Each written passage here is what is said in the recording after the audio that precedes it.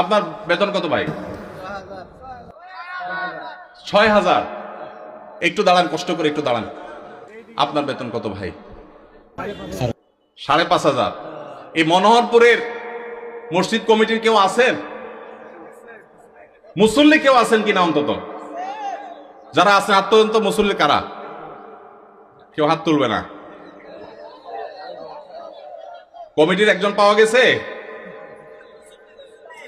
মুসল্লি? আচ্ছা থাক। আর ইমাম সাহেব কে আছেন বলেন? আপনি ইমাম ভাই, আপনার বেতন কত? হ্যাঁ, মসজিদ থেকে বেতন কত বলতেছি?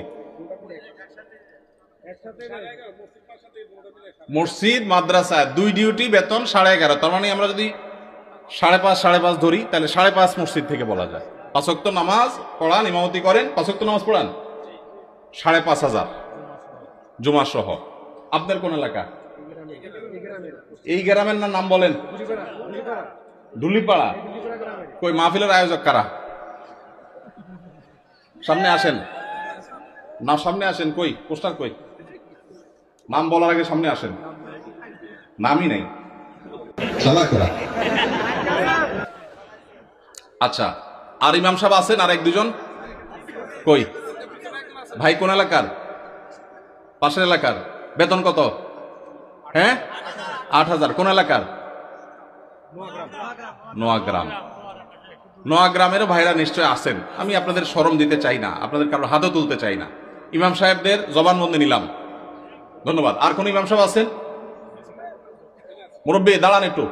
ইমাম সাহেব দাঁড়ান কষ্ট করে। কোন এলাকার ভাই? জি,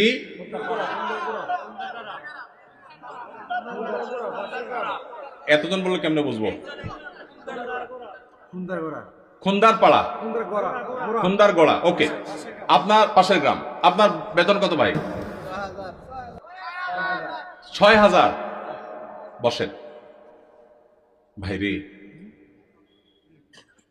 প্রশ্ন প্রসঙ্গে চলে আসলো, এতজন ইমামের জবানবন্দি আমরা নিলাম। হয়তো খুঁজলে আরো 10-20 জন ইমাম পাওয়া যাবে। অনেকে হয়তো চক্ষু লজ্জায় হাতটা উঠাচ্ছেন না, বলছেন না।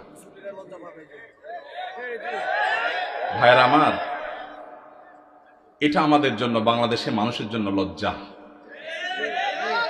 অনেক বড় লজ্জার বিষয়। পৃথিবীর অন্য যে কোনো দেশের সাথে আপনি যদি তুলনা করেন, শুধু সৌদি আরবের কথা যদি বলি, আমি 10 বছর সৌদি আরবে ছিলাম।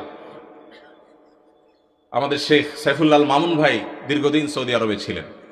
সৌদি আরবের সকল মসজিদের ইমাম সাহেবরা